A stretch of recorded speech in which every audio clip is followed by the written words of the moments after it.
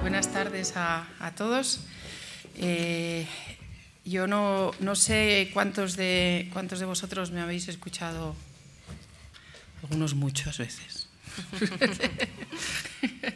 Algunos tenéis que estar un poco aburridos ya del discurso, pero vamos a hablar fundamentalmente de la sentencia, ¿vale? Del contenido de la sentencia y cuál es el panorama que deja a partir de ahora. La sentencia viene de un asunto ganado en el juzgado número 84. Es una sentencia, la primera que hubo realmente, donde se recogía toda la teoría que nosotros habíamos defendido desde un inicio, desde que los Miguel Ángeles vinieron a verme al despacho con el problema en las manos y venían pues un poco desolados porque parecía que no se encontraba una solución jurídica al problema que tenían. En ese momento, yo ya siempre lo he explicado, yo no soy solo abogado, soy financiera. Yo todo mi posgrado es en finanzas y eso me ha hecho siempre pues, tener una capacidad distinta para poder afrontar los problemas jurídicos desde la perspectiva financiera, y enseguida vi que este producto era un producto terriblemente complejo. Es un producto que, pese a lo que diga el Tribunal Supremo, contiene un derivado financiero. Y ahora explicaré por qué, pero vamos a dejarle al Supremo que nos haya dado la razón parcialmente, aunque solo sea la falta de transparencia y abusividad. Esta sentencia del 84 se refería a un arquitecto, con lo cual ya empezamos a determinar qué es lo que nos dice el Supremo. El Supremo, al referirse todo este caso a un arquitecto, ya ha colocado el estándar del consumidor medio muy alto. Eso da mucha cobertura. Gracias a Dios no ha sido una persona sin estudios, porque si fuese una persona sin estudios encima estaríamos discutiendo si eso englobaba a más gente o no. Es un arquitecto, además. Los argumentos muchas veces de las entidades financieras son bastante primarios. Como los arquitectos se dedican al sector inmobiliario, en el sector inmobiliario pues, se conocen los préstamos hipotecarios, pues entonces el arquitecto tiene que saber más de préstamos hipotecarios. O sea que dentro de los licenciados es un licenciado que se aproxima mucho a ese entorno de operaciones bancarias que siempre dicen los bancos.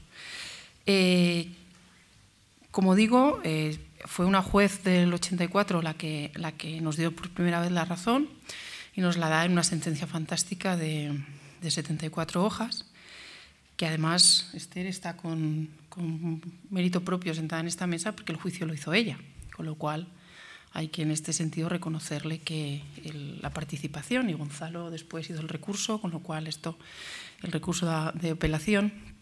Yo ya metí la espada en el recurso de casación, con lo cual es un trabajo hecho absolutamente en equipo. La sentencia del 84 creó esa doctrina que ha permitido que después muchos juzgados siguiesen la misma senda, pero sin embargo cayó en una sección nefasta de la audiencia provincial. Es desolador ver cómo hay veces que se pierden los asuntos con falta de argumentación, como fue en el caso, por ejemplo, de Miguel Ángel, en primera instancia en el Escorial. La sentencia de Miguel Ángel es de esas sentencias desoladoras que parece que el juez no ha asistido al juicio. Pues en este caso ocurrió lo mismo en la audiencia provincial. Y, siempre lo digo, una sentencia muy mala solo tiene una cosa buena, y es que es muy fácilmente recurrible, porque si se equivoca mucho, pues entonces más fácilmente es tumbarla. Y este fue el caso, sobre todo cuando partía de una fantástica sentencia de primera instancia. Presentamos el recurso. A mitad del camino, nosotros presentamos este recurso en julio de 2015, es decir, inmediatamente después de la sentencia famosa de junio de 2015 del Tribunal Supremo, donde decía que las hipotecas multidivisas eran un derivado, que recogía ya la sentencia del 84 del Tribunal Supremo. Y, sin embargo, después vino esa famosa sentencia del Tribunal de Justicia de la Unión Europea, que muchos bancos se agarraron a ellas para decir que esto era un producto más simple y que no contenía un derivado. Bueno, por razón de esa situación temporal, nosotros presentamos en julio de este año un escrito muy potente al Tribunal Supremo diciéndole qué significaba realmente esa sentencia del Tribunal de Justicia, que el Tribunal Supremo no tenía que cambiar su criterio por esa sentencia del Tribunal de Justicia, y que realmente esa sentencia y otra posterior que iba a venir, nosotros ya nos anticipamos a la de 20 de septiembre de este año 2015, que ha sido una sentencia del Tribunal de Justicia de la Unión Europea, decíamos, nos van a dar la razón, porque el Tribunal de Justicia va a ir por esta línea, y eso se lo presentamos en julio. Y en septiembre, efectivamente, se dicta la sentencia del Tribunal de Justicia en el sentido que nosotros estábamos afirmando, y por eso el Tribunal Supremo nos vuelve a dar plazo para decir, oiga, se ha dictado esta sentencia efectivamente el mismo día que íbamos a fallar, hagan alegaciones. Y nosotros pues hicimos unas alegaciones diciendo, se lo dije y se lo dije. Esto lo dijimos en julio y esto es lo que ha pasado y esto es lo que hay que resolver ahora. ¿Qué es lo que nos dice el Tribunal Supremo? En primer lugar, nos dice que el consumidor medio es un consumidor muy formado y que no va a perder la condición de consumidor. Nos dice, y con esto dejo el tema ya del derivado, pero nos dice que la hipoteca multidivisa no es un derivado, que no se aplica a MiFID, porque ya lo dijo en su día esta sentencia de 3 de diciembre y bueno, que parece que no se aplica a MiFID. Lo que pasa es que esta es la única crítica que le voy a hacer, bueno, le voy a hacer dos críticas a esta sentencia del Tribunal Supremo a pesar de haber ganado. La primera crítica es que hay una cosa que firma para decir que no es un derivado, dice, el hecho de que la hipoteca multidivisa esté considerada como un derivado financiero en el reglamento del 2008 que regula a nivel de la Unión Europea las normas internacionales de contabilidad, no significa que sea un derivado a efectos de la ley de mercado de valores, a efectos de la norma que regula los instrumentos financieros. Y dices, ¿y eso cómo se come? Porque si la norma que define financieramente los instrumentos desde un punto de vista financiero-contable, que es la norma internacional de contabilidad, dice que la hipoteca multidivisa es un derivado, ¿cómo es que la norma que regula la comercialización de esos instrumentos, que es MiFID y la ley de mercado de valores, no va a estar a la misma definición? Y además el Tribunal Supremo a partir de ahí dice, bueno, no es un derivado, o sea, no se aplica la ley de mercado de valores ni MiFID, pero es un producto tremendamente complejo. No acepto lo del derivado, pero acepto que es tremendamente complejo. ¿Y por qué es complejo? Porque se recalcula constantemente el principal, porque además no está referenciado a una sola divisa, sino a varias. Es decir, define las características de la complejidad que son las típicas del derivado. Es decir, un derivado es una cláusula dentro de un contrato que hace que el principal suba o baje en función del índice de tipo de cambio al que quede referenciado. Eso lo dice la NIC, la Norma Internacional de Contabilidad.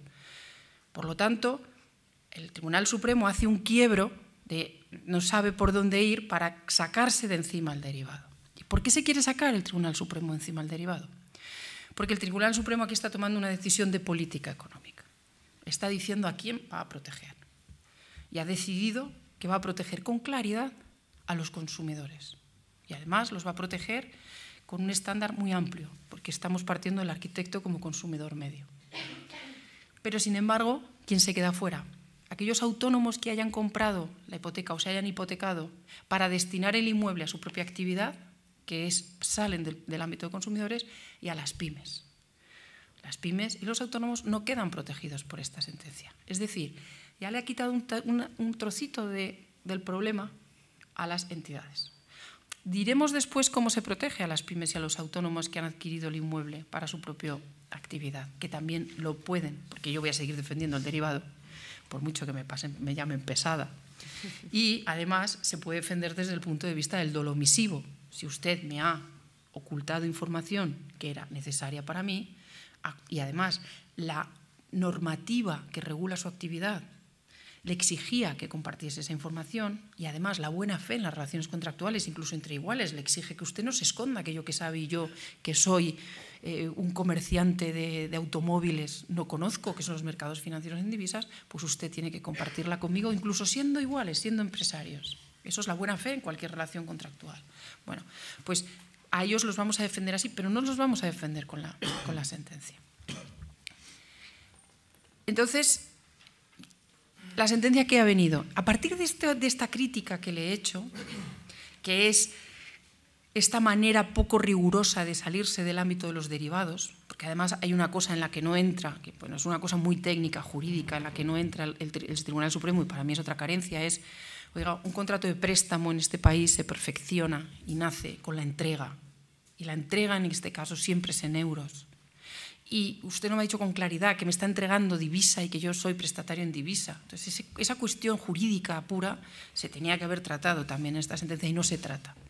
Se soslaya, no, se admite que como no se entrega en euros se hace complejo, pero no se entra en la naturaleza jurídica del producto realmente con la profundidad que requerían, porque no quieren, porque lo que han querido es dejar fuera estos ámbitos. A partir de ese momento, ya dejando claro y haciendo ese pequeño favor de sacar a estas dos personas, lo que sí que hace el Supremo es cerrar y hacer una fantástica sentencia en cuanto a transparencia y abusividad. Y trata muchísimos temas. O sea, realmente es muy amplia en los problemas que resuelven. Resuelve muchísimo de los problemas que normalmente nos encontramos en tribunales. En primer lugar, ya cuando dice que el producto es complejísimo, que no se puede comercializar con una información simple, sino que se tiene que dar una información rigurosa y adecuada a la complejidad del producto. Y dice que hay que explicar con mucha claridad cuál es el juego de las monedas, entre las dos monedas que él define como moneda funcional, que es vuestra moneda, la moneda en la que vosotros tenéis los ingresos, y la moneda nominal, que es la moneda en la que se está denominando en cada momento el préstamo. Y dice, ese juego de la moneda que puede hacer que precisamente porque no recibimos yenes o no recibimos francos nos vamos a encontrar en una situación de incapacidad de pagar la cuota, usted lo tiene que advertir. Oiga, que si esto se revaloriza, usted va a tener una incapacidad grande para poder afrontar los pagos mensuales y le va a poner en una posible situación de insolvencia. Y eso hay que advertirlo con claridad. Y esto es el núcleo de información que pide el Supremo básico. Infórmeme de cómo van a funcionar las cuotas. Fíjese que ya solo con que acreditemos que somos un consumidor medio y que no me informó de cómo podían variar las cuotas, ya para el Supremo ya no hay información suficiente. Pero dice, pero es que además en este caso hay que informar de otros elementos de riesgo que tiene este producto. Dice, usted no solo le tiene que decir que varía la cuota, porque eso sí que os lo habéis dicho, a todo el mundo les dijo que variaba la cuota. Y dice, no, la información que le tiene que dar respecto de la cuota no es que varía, no, que esa es la que os han dado a todos, es que puede variar tanto esa cuota que te puede poner en una situación de incapacidad de afrontarla. ¿Vale? Entonces, mete ese elemento ya, en la información que os dieron, ya mete el elemento de la incapacidad de afrontarla. Pero dice, pero lo importante aquí no es solo la cuota, es que es el principal. Usted lo que le tiene que decir es que el principal en euros, en el contravalor en euros, se puede incrementar tanto que puede hacer perder sentido a este producto y además le puede poner en una situación de insolvencia tal que usted puede dar incluso por vencido el préstamo. Y así lo dice en la propia escritura. Todos tenéis las famosas cláusulas de que si se revalorizan las divisas en un 10%, en un 20%, os pueden pedir garantías adicionales y os pueden incluso dar por vencido ese préstamo. Con lo cual, dice que ese efecto es el más importante y que de ese es el del que os tenían que haber informado, ya no solo de la cuota, sino de ese efecto. Porque además tiene en consideración precisamente aquello que nosotros le dijimos de, oiga, si cuando analizan la solvencia inicial no están analizando si estas personas tienen la capacidad de pagar ese 10% o ese 20% de golpe, realmente lo que están haciendo es meterle en un lío. Y dice que de todo esto, del principal de las cuotas, no se puede informar solo en la escritura. Es más, manifiesta y afirma que el momento de la escritura no es el momento idóneo para que se recoja esa información, porque dice, no parece que un consumidor vaya a rechazar en el misma notaría firmar el préstamo por falta de información, no está en posición de hacerlo. Muchos de vosotros habéis ya firmado señales, estáis con la presión, no es el momento el de la notaría porque ya pensáis que ahí está todo cerrado y todo arreglado. Con lo cual, dice que esta información se tiene que haber dado con carácter precontractual, con lo cual lo importante es lo anterior al contrato. Pero aún así entra en la escritura y dice, pero es más, es que ni siquiera esa escritura, aun cuando no suponga el momento idóneo para informar, ni siquiera esa escritura es lo suficientemente transparente, porque no hay datos respecto de esa revalorización del principal y además esas cláusulas genéricas que recogen las escrituras de que asumís los riesgos ficticios, esos riesgos, todos también tenéis cláusulas en las que se dice que sabéis que se está haciendo un préstamo en divisa y que por lo tanto corréis el riesgo de esa divisa. Dice que esa asunción de riesgos por parte del consumidor, en la que con esa cláusula pretenden las entidades exonerarse de todas sus obligaciones y de toda su responsabilidad, dice, es tanto como dejar vacío de contenido toda la normativa informativa que tienen que cumplir las entidades. Eso es, alguno me lo habréis oído en juicio. Yo siempre digo, ya, si han estado negociando en Europa cuáles son la normativa de protección de consumidores, en el Parlamento español han estado negociando cómo transponer esas normas. Durante años, para proteger y tutelar, llega una entidad financiera, mete una cláusula diciendo que asumes tú los riesgos y no te informo, pues entonces, ¿para qué ha existido toda esa actividad legislativa? Si se la ha ventilado, pues es lo que viene a decir el Supremo. Esa asunción de riesgos no es válida porque está vaciando de contenido. Usted, por mucho que diga esto, ha tenido que informar cuando precontractualmente. Además, ante la alegación de la entidad financiera de que la opción multidivisa anulaba el riesgo de tipo de cambio, porque eso es una de las cosas que decían en este procedimiento y que dicen siempre, no, es que la opción multidivisa anula el riesgo de tipo de cambio. Nosotros ahí tuvimos también el acierto de explicarle cómo funcionaba la opción multidivisa al Supremo. Diga, mire, es que ¿para qué me sirve una opción multidivisa si no sé cuándo cambiar? Y si cambio en el peor momento, como os ocurrió a muchos, porque el ser humano lo que tiende es a huir del peligro. Y mucha gente huyó del yen a 95 y en ese momento consolidó la deuda. Entonces, el Tribunal Supremo respecto a la opción multidivisa dice la apariencia de bondad y de neutralización del riesgo que tiene esa hipoteca, esa opción, que a todos se os dijo, no os preocupéis, si la cuota puede variar un poquito, pero en ese momento cambiáis de divisa y ya está. Pues lo que dice es, no, porque si no eres un consumidor bien informado por el banco o que tengas, dice, un conocimiento avanzado de los mercados de divisas, o sea, que está metiendo, ese es el estándar, consumidores que tengan un conocimiento avanzado de los mercados de divisas, no sabes cuándo puedes ejercitar la opción multidivisa. De hecho, dice en el párrafo 48, de hecho, si no se recibe esa información sobre el mercado de divisas y carece el consumidor de esos conocimientos, corre el riesgo de ir consolidando sucesivas cifras elevadas de capital pendiente de amortizar, cuya equivalencia se aumenta progresivamente si los cambios de moneda se realizan en el pico o en un momento cercano a esos picos de mayor cotización respecto de los euros.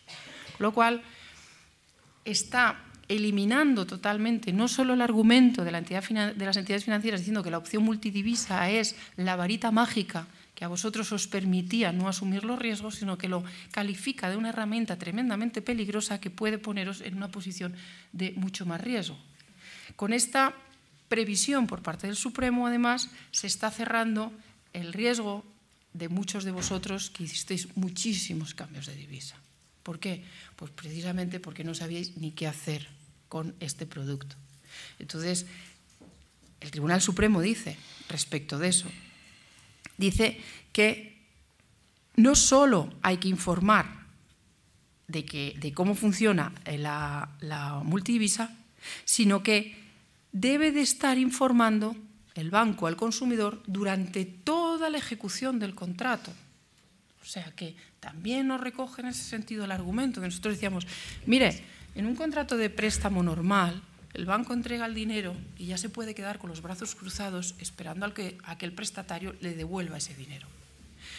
En un préstamo multidivisa, donde el banco ha metido una opción multidivisa, y encima está metiendo una cláusula por la cual el banco puede dar por vencido ese préstamo si se incrementa aún más de un 10%, un 20%, el banco en ese momento está asumiendo una obligación y es estar informando durante la ejecución de ese contrato y estar informando de cómo se puede ejercitar la opción multidivisa. Y además de informar, en el momento que se modifique un 10% la cuota, oiga, que ese 10%, cuando las cuotas pasaron de 1.000 euros a 1.100, se había revalorizado el principal en un 10%. En ese momento tenía que haber avisado, porque eso se llama un derecho-obligación. Lo que no puede el banco es tener el derecho a dar por vencido el préstamo y, sin embargo, no la obligación de estar informando.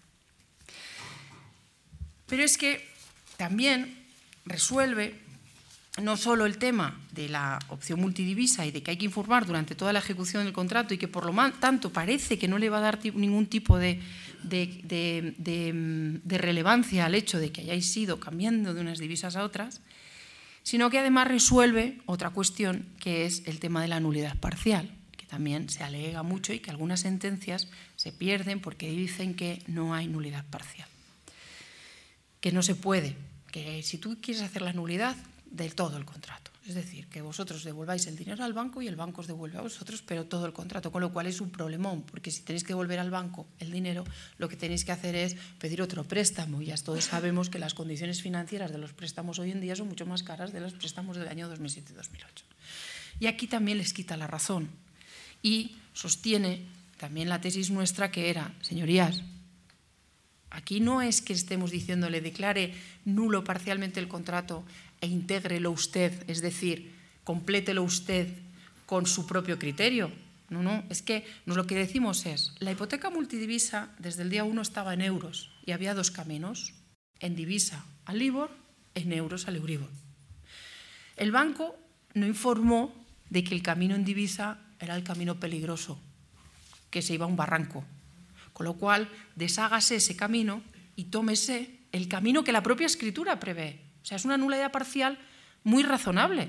No le estamos diciendo al juez que se invente nuevas condiciones hipotecarias, le estamos diciendo que se comporte la hipoteca de conformidad con lo que dice el propio contrato. Con lo cual, en este sentido, también, como veis, o sea, a partir de que se quitó de encima el derivado, ahí sí que toma una posición de darnos la razón prácticamente en todo. Y luego otro efecto muy importante de la sentencia es que desaparece el riesgo de la caducidad. ¿Por qué? Que era otra de las salidas que estaban encontrando muchos tribunales para, a pesar de todos nuestros argumentos, decían sí, muy bien, no se informó de nada, perfecto, es verdad que había previsiones, pero esto ya se le ha pasado el plazo.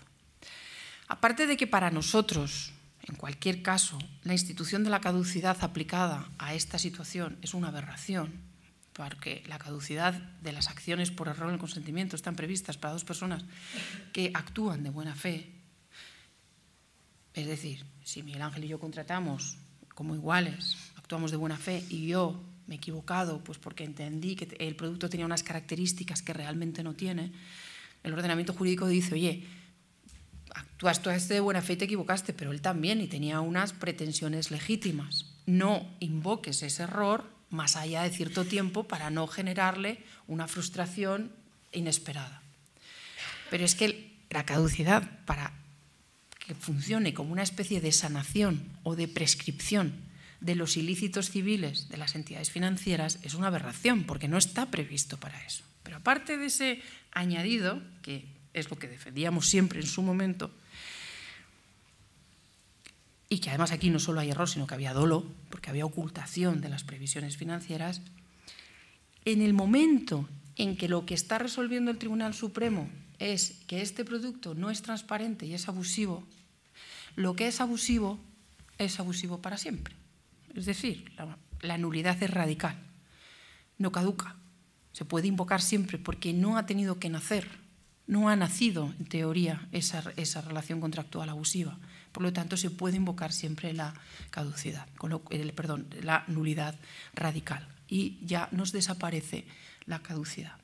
Esto clarifica muchísimo el panorama para aquellas personas que desde un inicio le habían mandado mails a la entidad diciendo que ya me había enterado que se había revalorizado el principal y para aquellas personas que han hecho muchos cambios de divisas que eran unas de las cuestiones que más os preocupaban, que se pudiese entender como actos propios y confirmatorios del contrato esos cambios de divisas.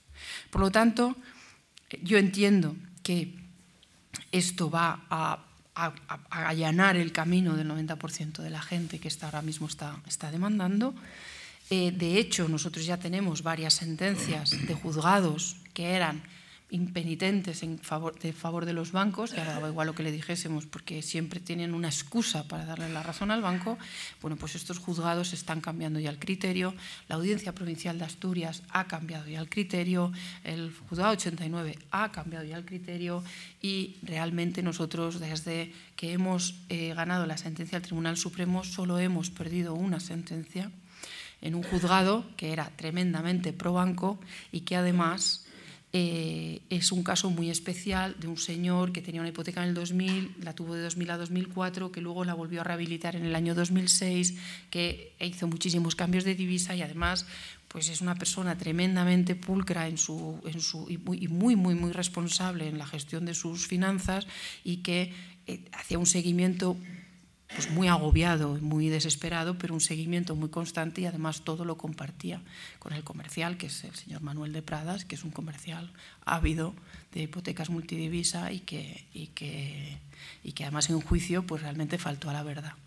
Entonces, este caso tan especial es la única sentencia que hemos perdido, porque su señoría dice que, bueno, es verdad todo lo que hemos dicho de la sentencia del Tribunal Supremo, pero que ese caso es distinto porque ahí sí que hay datos para poder afirmar que este señor conocía muy bien lo que era el producto, porque además la del 2000 a 2004 le había dado un beneficio. Nosotros seguimos pensando que es defendible este caso, lo haremos en la Audiencia Provincial, porque nosotros como petición subsidiaria a la nulidad hablamos y pedimos la de la resolución contractual. El otro día cuando Paco hacía el recurso también me decía, voy a pedir aclaración por la resolución contractual. Pues dice, vale, yo lo sabía todo, pero yo lo que no sabía era el mercado de divisas. Si usted me vendió la del 2000, luego me vendió la del 2004, la cancelo, me va bien, me vende otra en el 2006, dígame que en el 2006 el panorama en el mercado ha cambiado, que no estamos en la misma situación, porque a lo mejor yo en 2006 tomo otra decisión. Con lo cual también en este sentido lo vamos a seguir defendiendo. Y esta sentencia que hemos perdido, esta de este pobre señor que tenía la situación un poco más complicada, es la que acaba de salir, no sé si hoy, en Voz Populi, diciendo los tribunales empiezan a darle la razón a los bancos tras la sentencia del Tribunal Supremo, queriendo dar una sensación, un panorama parecido al que ha pasado con las cláusulas suelo, que a pesar de la sentencia del Supremo y el Tribunal de Justicia, algunos juzgados iban dando la razón. Bueno, pues que sepáis que esta noticia, pues obviamente propuesta y causada, ¿no? es evidente desde las entidades financieras, se refiere a este caso. Es un caso, y os lo explico abiertamente para que sepáis que esa es la realidad. Nosotros hemos ganado, no sé si han sido 6 sentencias desde el día 15 y hemos perdido esta. Y esta es la que ha salido en toda la prensa. O sea, fijaos qué poco tienen. Yo estoy aquí, es la única que conozco y resulta que es esa. O sea, que es que no debe haber ni una más. Entonces es evidente que el panorama va a cambiar. Que haya otros jueces como este, un casos muy complejos, que pueda haber que seguir peleando por otros, bueno, pues hablando del derivado, explicando qué es la resolución contractual, no la nulidad, pues sí, puede que sí. Pero lo que parece evidente es que la situación se va a clarificar bastante. Eso no significa que no debamos seguir siendo tremendamente rigurosos en la tramitación de los juicios. Y eso no significa que además nosotros en este caso estemos llevando una defensa que va más allá de lo que dice el Supremo, porque si os habéis dado cuenta, el Supremo no ha hablado en ningún momento de previsiones, no ha hablado en ningún momento de lo que nosotros aportamos como prueba esencial, que es las previsiones que había en Bloomberg del mercado de divisas. Esas previsiones hay que seguir llevándolas. ¿Por qué? Porque el Tribunal Supremo, una de las críticas que se le está haciendo a esta sentencia, por aquellos incluso que son más pro banco, dicen, parece mentira que el Tribunal Supremo no haya analizado y tomado en consideración la cuestión esencial que tomó en su día en consideración el Tribunal de Justicia de la Unión Europea en la sentencia de 20 de septiembre. El Tribunal de Justicia de la Unión Europea dice, las entidades financieras no tienen por qué asumir aquellos riesgos que no eran previsibles, que eran aleatorios, que le han sorprendido a ellos igual que a otro. Entonces, que en principio es el riesgo de divisa. El riesgo de divisa pues puede sorprender. Dice, salvo que se acredite que la entidad sí que tenía información para poder considerar que se iba a dar ese riesgo. Con lo cual, nosotros estamos y seguimos defendiendo que más allá de lo que ha dicho el Supremo ahora, y por si acaso hay que seguir con la pericial, porque si alguno de vosotros tiene que llevar al Tribunal de Justicia de la Unión Europea, tendrá que decir, es que mire, yo traigo en mi expediente la prueba que usted pedía, y es que la entidad financiera conocía que iba a venir la tormenta perfecta, porque con sus herramientas de navegación sabía que venía por ahí, en los mercados financieros, una revalorización salvaje de las divisas. Y eso es lo que yo no sabía ni pude conocer nunca porque no tengo elementos para poder acceder a esa información. Con lo cual, insisto en que se tiene que seguir siendo cauteloso y cuidadoso en la defensa. Porque además, otro de los favores que se hacen, hablo de favores y no lo toméis literalmente, o sea, las cautelas que toma el Tribunal Supremo para no generar una nulidad de todos los productos, y que pues es el hecho de decir, y esta valoración de si hubo suficiente información precontractual respecto de todos los riesgos, hay que verlo en el caso por caso. El caso por caso beneficia a la entidad financiera. Y eso es así. La judicialización beneficia a las entidades financieras, no os beneficia a vosotros. Lo ideal sería que el Tribunal Supremo y la mano del Gobierno dijese, no, vamos a ponerle solución a esto. ¿Por qué? Porque el otro día cuando me hacían una entrevista en la radio me decían, el Tribunal Supremo ha declarado abusivas las hipotecas multidivisa que sean opacas. Y entonces yo le decía, bueno, es que ha declarado prácticamente todas las hipotecas multidivisa comercializadas en España nulas, porque todas son opacas. Porque no hay ni una sola escritura que yo haya visto hasta la fecha donde se dé la información que es relevante para tomar la decisión. Con lo cual, realmente, si hubiese una voluntad de afrontar el problema de manera clara o de manera contundente, se podría haber dicho mucho más de lo que dice esta sentencia. Y no se dice. Lo que te está llevando es al caso por caso. Y eso, como digo, es otro favor. ¿Por qué? Porque las entidades financieras, una entidad como Bankinter, me he enterado hoy además, porque es una información que me parece que tiene Bankinter 2.000 pleitos abiertos. 2.000 pleitos abiertos es muy poco, porque se dice que Bankinter tiene más de 20.000 multidivisas, con lo cual no tiene ni un 10% demandado. Eso significa que todos esos 18.000 restantes siguen pagando. Y si le hubiesen dado una solución global al problema, le hubiesen dicho Bankinter, anule usted todas las hipotecas multidivisas que ha vendido, tendría un daño sobre las 18.000 hipotecas. Un 10% no es nada, por mucho que pierda las 2.000. Por otra parte, habrá gente que a lo mejor ha perdido 20, 15.000 euros y en su economía no sean cantidades suficientemente relevantes como para hacerle pasar el trago, porque es un trago para todos, de los tribunales. El procedimiento judicial, los procedimientos judiciales son largos, son tediosos, son inciertos, generan estrés y no son agradables. Yo siempre lo digo, que yo he estado en un pleito una vez de una comunidad de vecinos que me defendió Esther y acabé gritando al presidente de la comunidad en la puerta. Y muchos de vosotros me habéis visto en juicio, soy la persona más calmada del mundo. Cuando fue un tema mío de una comunidad de propietarios acabé, y es lo único que he tenido en mi vida, o sea que es desagradable. Entonces, claro, si la gente no demanda, pues estarán mucho más, bueno, pues eso que ya han ganado. Si de los que demandan hay un porcentaje que el propio juzgados, como este juzgado, le da la razón al banco, pues otro tracochito que han ganado. Y entonces el caso por caso les va beneficiando, ¿vale? Y además ahora pues también están intentando que las costas cuando pierden también sean menores. Están intentando limitarlas, están intentando bajarlas, que no se abonen las costas a los abogados que estamos defendiendo a la ciudadanía. Eso es una táctica también muy sencilla. Si tú la acción de los ciudadanos, ¿de quién se están valiendo para poder defenderse? De los despachos de abogados y de los abogados. Si tú ahogas a esa herramienta, ese brazo ejecutor de la defensa, pues entonces te estás cargando el contrapoder que está suponiendo este tipo de despachos, ¿no? Yo siempre digo que a mí personalmente el tipo de actividad de despachos muy conocidos que se publicitan en la radio, como es Arriaga o como es Rosales, lo digo abiertamente, no es ni el tipo de despacho que yo he tenido nunca ni voy a tener, porque nosotros somos mucho más pequeñitos, especializados y con una vocación de seguir llevando los temas muy de cerca.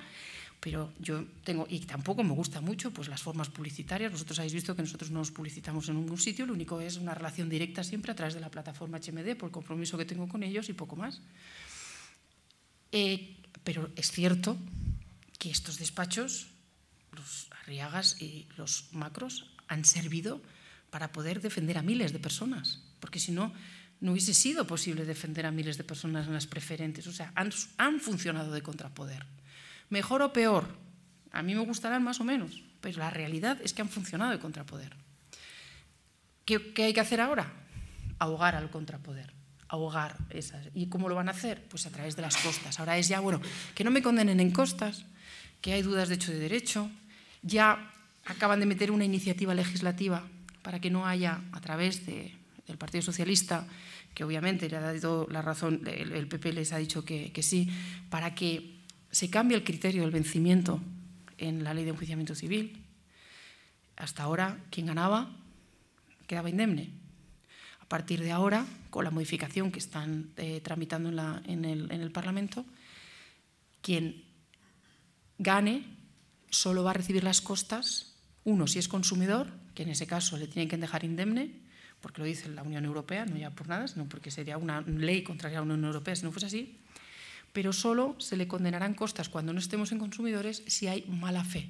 Y dice la iniciativa legislativa, y nunca se podrá considerar que hay mala fe si hay dudas de hecho de derecho. Es decir, el banco siempre va a defender que hay dudas de hecho de derecho.